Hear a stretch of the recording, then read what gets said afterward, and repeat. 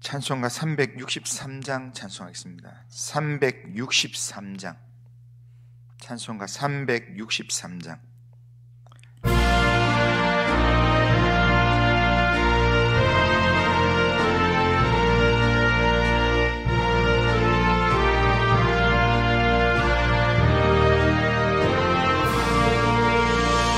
내가 깊은 곳에서 주를 불러 아뢰니 주여 나의 간구를 들어주심 바라고 보좌 앞에 나가니 은혜 내려주소서. 주가 죄를 살피며 누가 능히 서리요. 오직 주만 모든 죄 용서하여 주시니 주님 앞에 떨면서 용서하심 빕니다. 하수꾼이 새벽을 기다리고 바라듯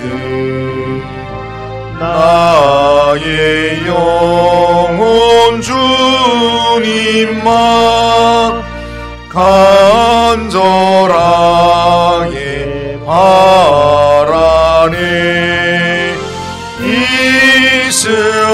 이스라엘 백성아 주를 바라보아라.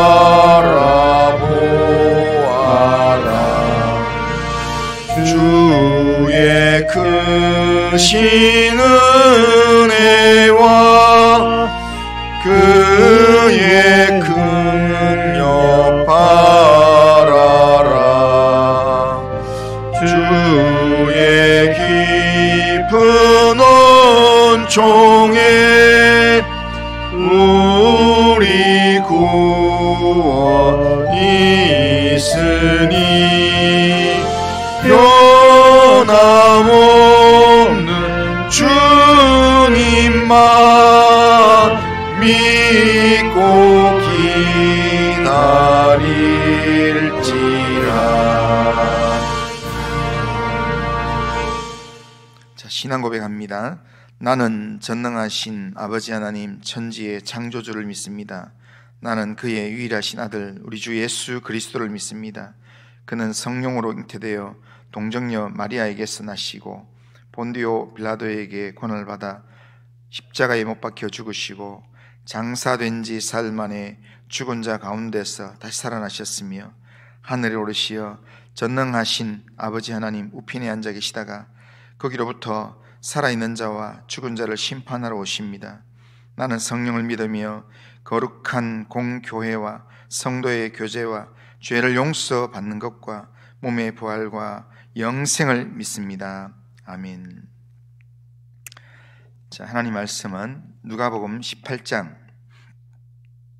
자, 누가복음 18장 1절에서 14절입니다.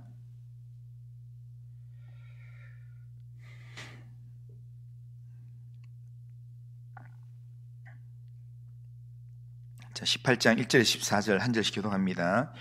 예수께서 그들에게 항상 기도하고 낙심하지 말아야 할 것을 비유로 말씀하여 이르시되 어떤 도시에 하나님을 두려워하지 않고 사람을 무시하는 한 재판장이 있는데 그 도시에 한 과부가 있어 자주 그에게 가서 내 원수에 대한 나의 원한을 풀어주소서 하되 그가 얼마 동안 듣지 아니하다가 후에 속으로 생각하되 내가 하나님을 두려워하지 않고 사람을 무시하나.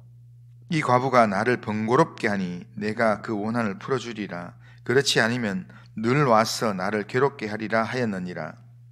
주께서 또 이르시되 불의한 재판장이 말한 것을 들으라.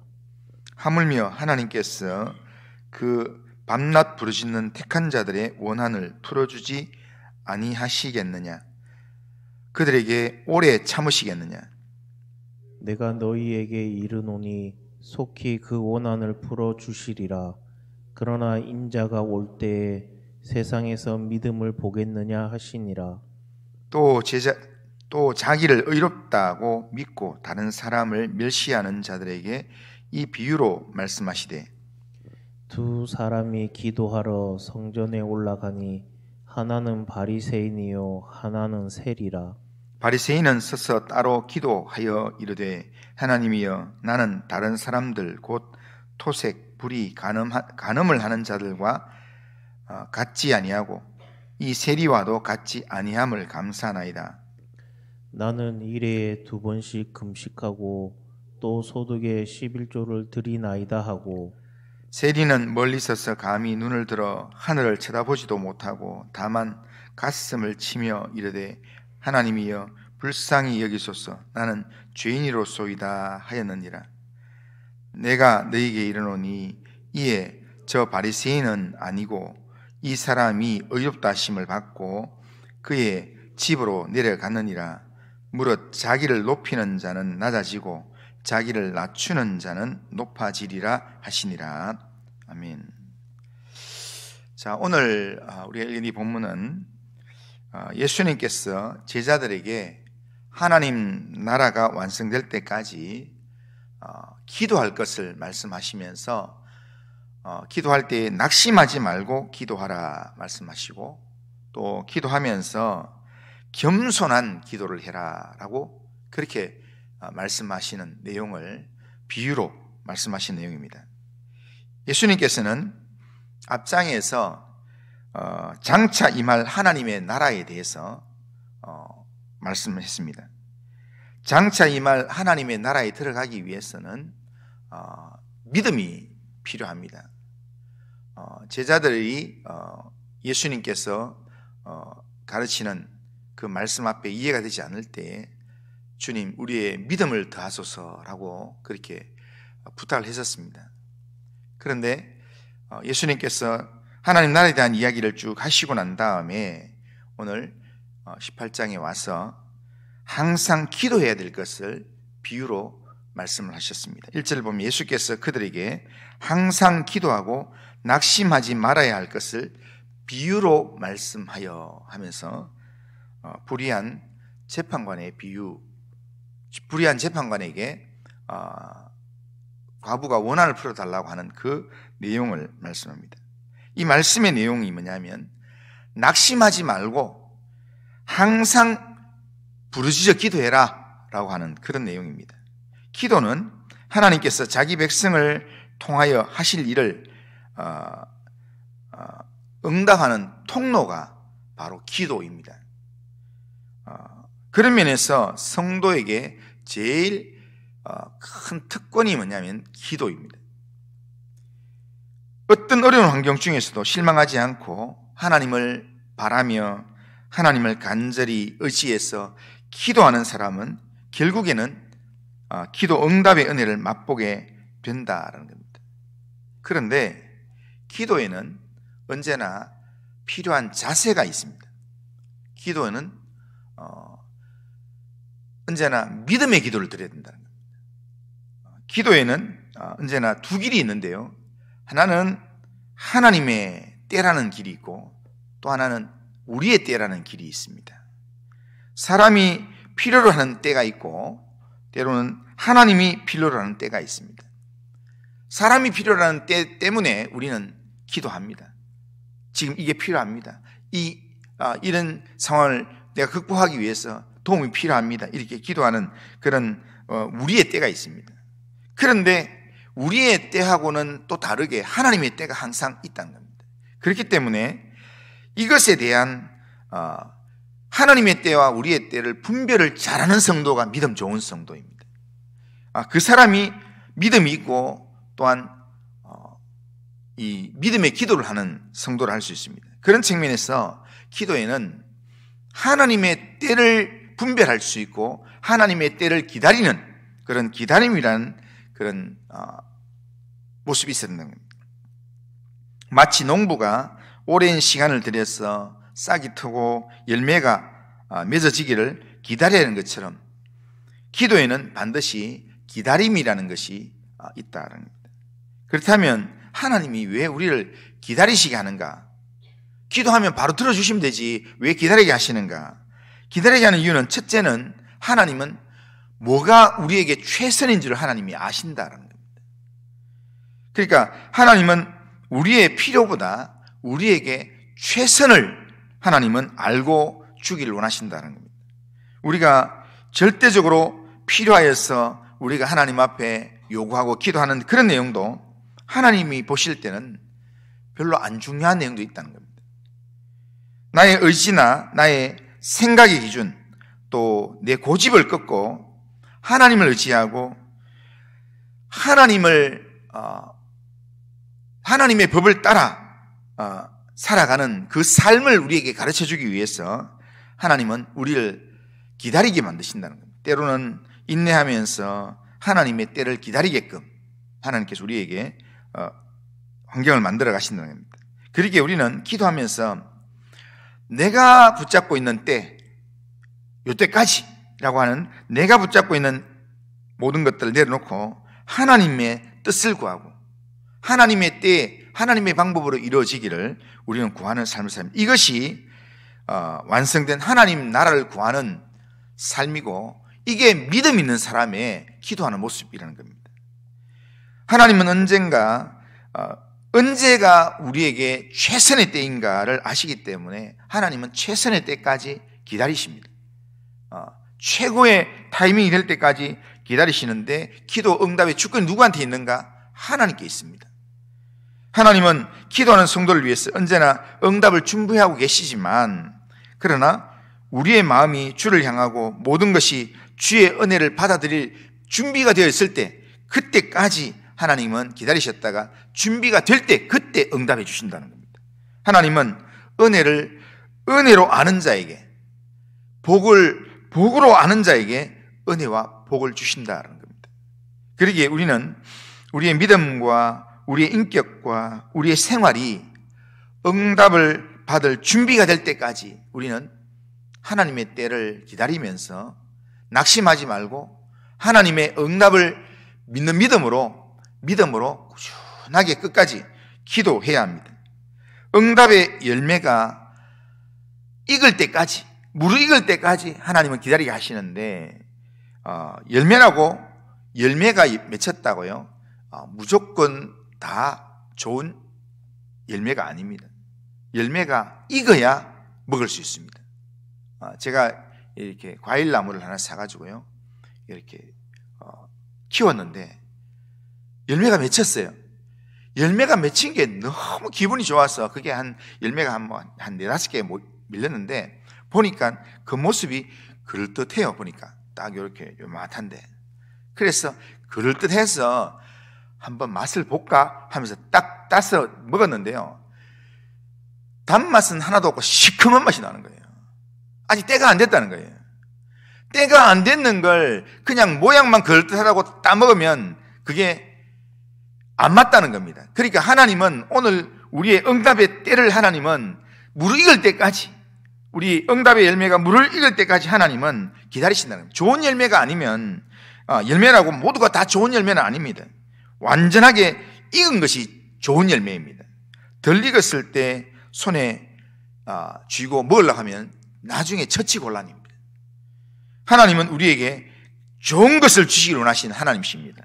그래서 응답의 열매가 무르익어서 온전하게 준비될 때까지 우리에게 기다리게 하시는 겁니다. 하나님이 지금 내 기도에 침묵하고 계신다고 내 기도의 소리를 듣지 않는 게 아니라 다 듣고 있습니다. 듣고 있는데 가장 적절한 때, 가장 완전한 응답으로 우리에게 주시기 위해서 하나님은 최선의 때를 하나님은 우리에게 기다리게 하고 있다는 겁니다. 그러기에 하나님을 믿는 믿음으로 낙심하지 말고 기도해라. 낙심하지 말고 기도하면 하나님께서 믿음의 선물을 줄 것이다. 하나님께서 우리의 온갖 구하는 것이나 생각하는 것에 넘치도록 응답해 줄 것이다 라고 하는 것이 주님의 우리를 향한 마음이라는 겁니다.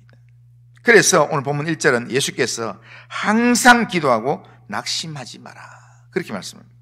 그러면서 8절에 보면 비유를 이야기 다 하고 난 다음에 속히 그 원한을 풀어주시리라 그렇게 말씀합니다. 우리에게 요구하시는 말씀이 뭐냐면 요 1절에서 8절까지 내용에서 주님이 우리에게 원하는 것은 기도하고 낙심하면 안 된다. 낙심하지 말고 믿음으로 기도해라 라고 하는 그 이야기가 지금 8절까지의 이야기입니다. 그런데 예수님께서는 간청하는 과부의 이 비유를 통해서 믿음의 기도를 말씀하고 난 다음에 낙심하지 말고 믿음으로 무조건 주신다고 기도하고 그렇게 믿고 기도해라 그것만 이야기하는 게 아니라 한 가지 더 이야기했습니다.